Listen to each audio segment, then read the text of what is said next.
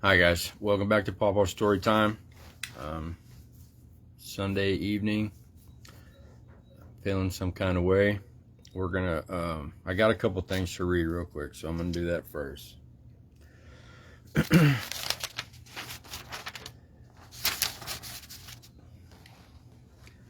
My very dear friend and my business partner, his wife has passed away.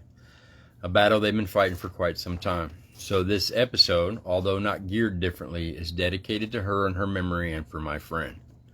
I didn't come to this decision lightly, but after a little reflecting on the few conversations shared, I think, for me, this is probably the best way I can show honor and respect without sharing too much about our differences. Inclusiveness is important to my heart, and that goes for all directions, especially those not mine. The loss of good people always weighs heavier. It's why we need the calls for togetherness to begin with.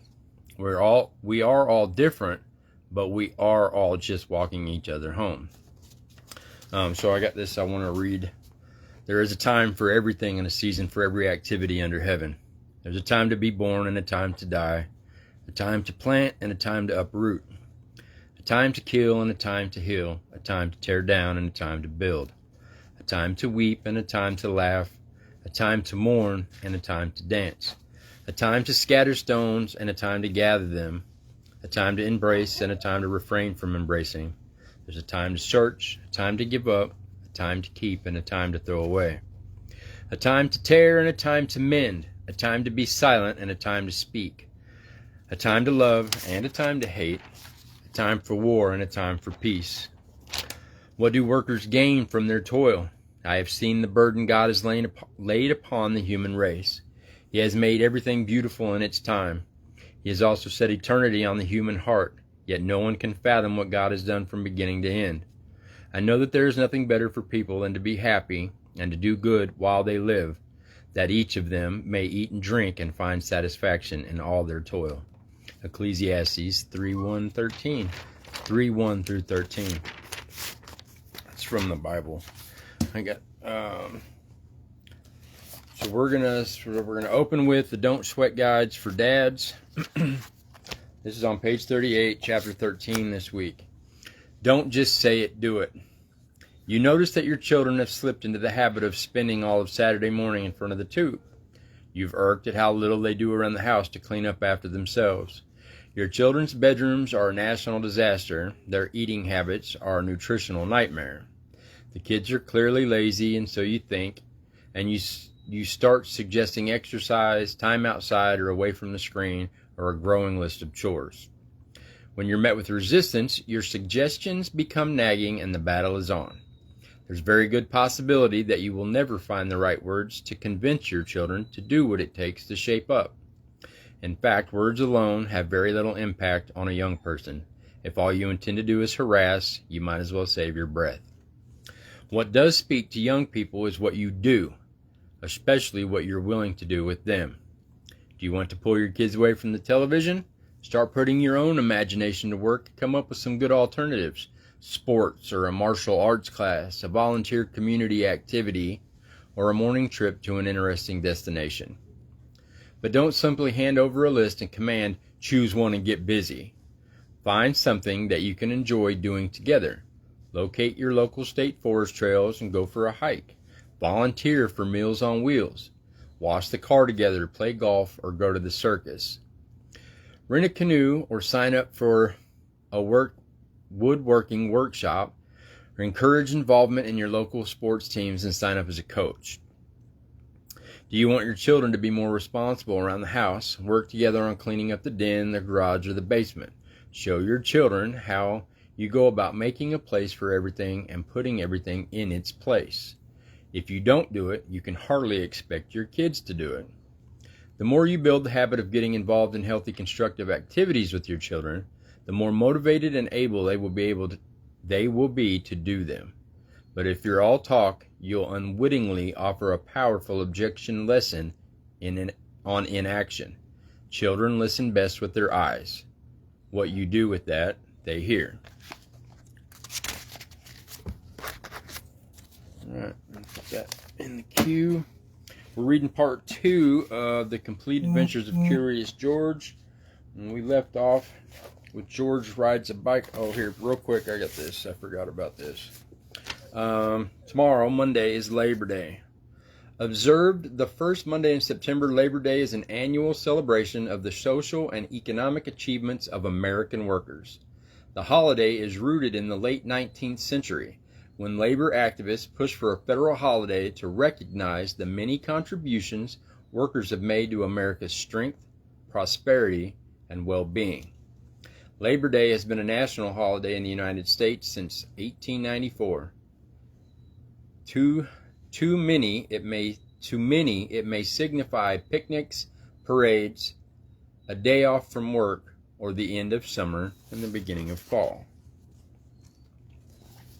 Now, part 2 of Curious George rides a bike.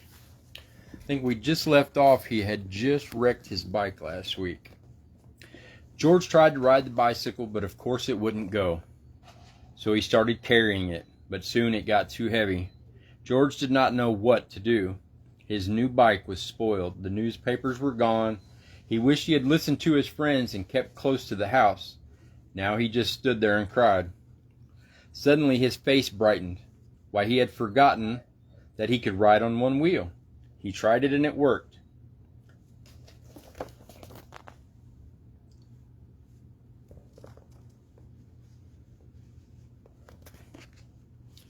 He had hardly started out again when he saw something he had never seen before. Rolling toward him came an enormous tractor with huge trailers behind it.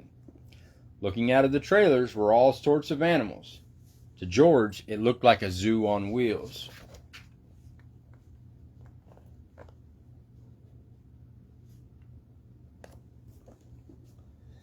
The tractor stopped and 2 men jumped out.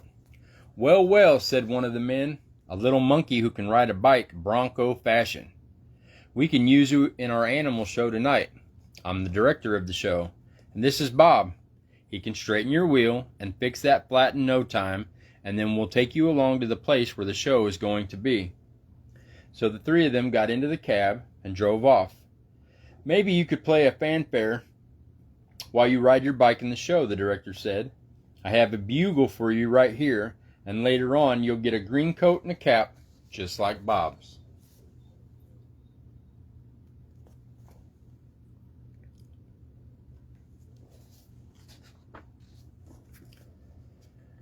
On the show grounds, everybody was busy getting things ready for the show. "I must do some work now," said the director. "Meanwhile, you may look around and get acquainted with all the animals, but you must not feed them, especially the ostriches, because he will eat anything and might get very sick afterwards."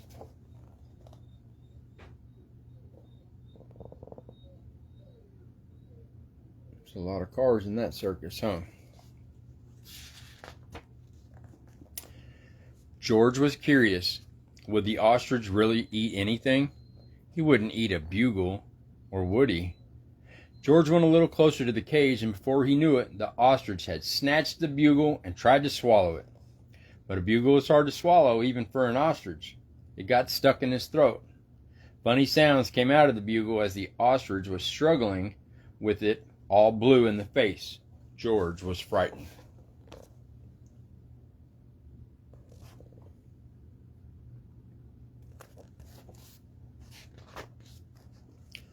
Fortunately, the men had heard the noise. They came rushing to the cage and got the bugle out of the ostrich's throat just in time. The director was very angry with George. "We cannot use little monkeys who don't do what they're told," he said. "Of course you cannot take part in the show now. We will have to send you home." George had to sit on a bench all by himself, and nobody even looked at him. He was terribly sorry for what he had done, but now it was too late. He had spoiled everything.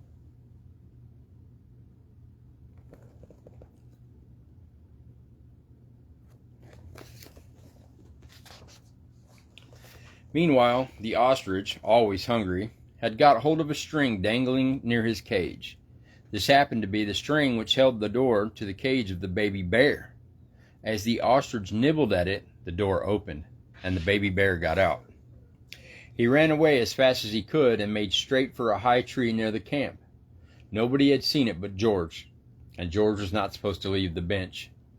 But this was an emergency, so he jumped up, grabbed the bugle, and blew as loud as he could. Then he rushed to his bicycle. The men had heard the alarm and thought at first that George had been naughty again. But when they saw the empty cage and the ostrich nibbling at the string, they knew what had happened.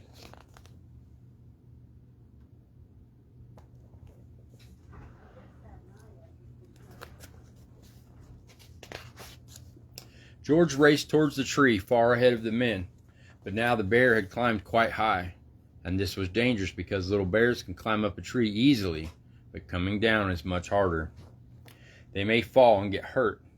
The men were worried. They did not know how to get him down safely, but George had his plan. With his bag over his shoulder, he went up the tree as fast as only a monkey can.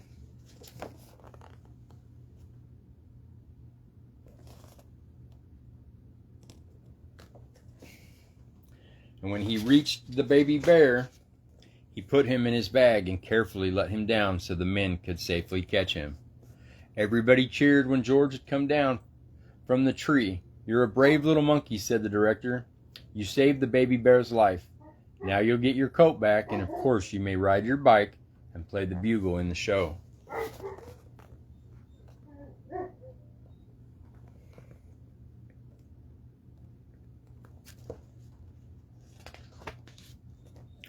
Finally, the show was on. The whole town had come to see it, and how surprised they were to discover George on his bike right in the middle of it. The newsboy was there too, and also the man with the yellow hat.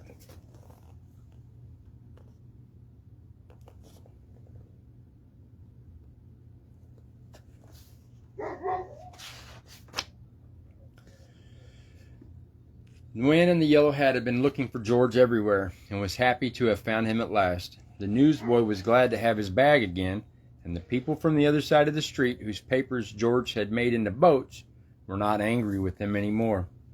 When the time had come for George to say goodbye, the director let him keep the coat and the cap and the bugle, and then George and his friend got into the car and went.